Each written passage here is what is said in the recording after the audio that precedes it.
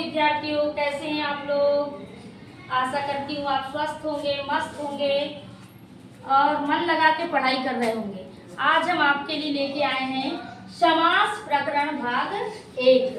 समास प्रकरण भाग 1 लेके आए हैं। आप लोग खूब मन लगा के पढ़ाई कीजिएगा और मेरा YouTube चैनल है कविता सुरेश पवार पे सर्च करके देख लीजिएगा, ठीक है। तो परिभाषा है समास प्रकरण शम सनम समासः। शम सनम समासः ये है संस्कृत की परिभाषा। काय की परिभाषा है? संस्कृत की परिभाषा है शम सनम समासः। अगर आपको परीक्षा में सम सनम आया तो उसके बाद में क्या लिखेंगे आप? समासः। समझ गए? किसकी परिभाषा है? संधि की है कि समास की है? तो आपको याद रहना चाहिए शम सनम समासः। अर्थात इसका अर्थ है संक्षेप कथन। इसका अर्थ क्या है? संक्षेप कथन। देखिए, बहुत से पदों का मिलकर एक पद हो जाना समास कहलाता है। बहुत से पदों का मिलकर एक पद हो जाना समास कहलाता है।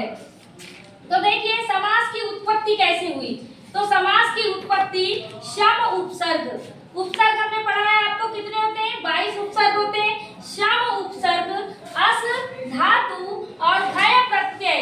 समास घय प्रत्यय से मिलकर क्या बनता है? समास बनता है। घय प्रत्यय से मिलकर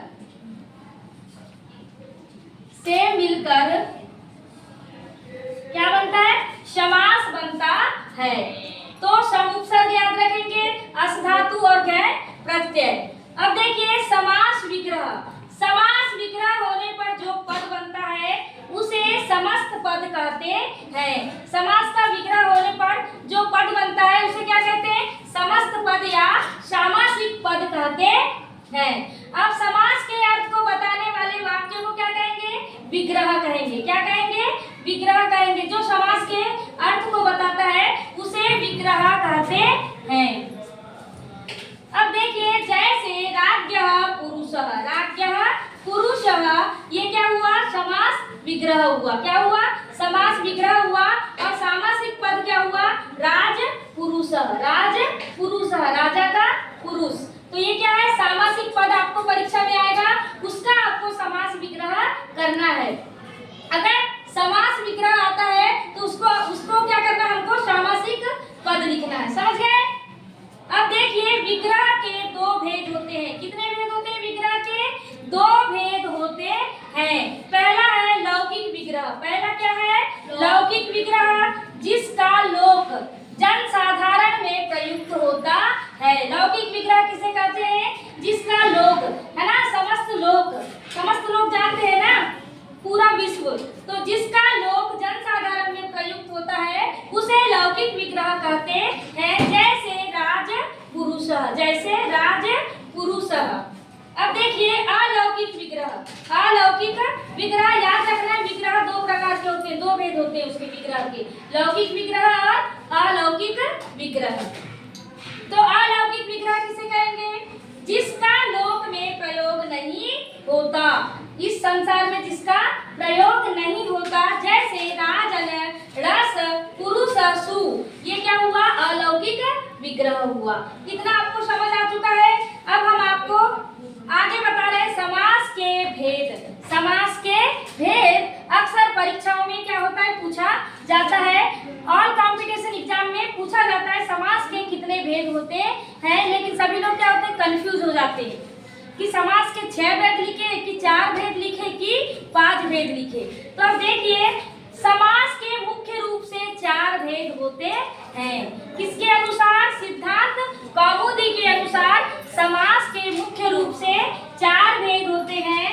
पहला अव्ययी भाव समास, दूसरा तत्पुरुष समास, तीसरा द्वंद्व समास, चौथा बहुव्रीहि समास। कितने हुए मुख्य रूप से? 4। मुख्य रूप से कितने हुए? 4 हुए सिद्धांत कौमुदी के अनुसार। अब देखिए, तत्पुरुष के 2 उपभेद भी होते हैं। तत्पुरुष के 2 उपभेद अगर परीक्षा में पूछा तो तत्पुरुष के 2 उपभेद लिखना है हमको। पहला द्विगु समास, दूसरा कर्मधारय समास। अब देखिए आगे, इस प्रकार समास के सामान्य रूप से 6 भेद होते हैं।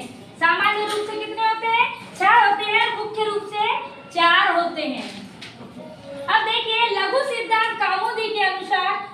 भेद हैं। लघु सिद्धांत कौमुदी के अनुसार अगर परीक्षा में पूछा कि लघु सिद्धांत कौमुदी के अनुसार समास के कितने भेद हैं, तो हमको लघु सिद्धांत कौमुदी के अनुसार समास के 5 भेद लिखना है।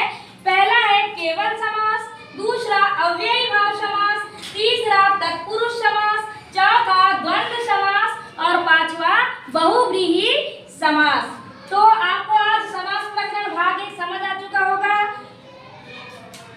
नमो नमो, धन्यवाद।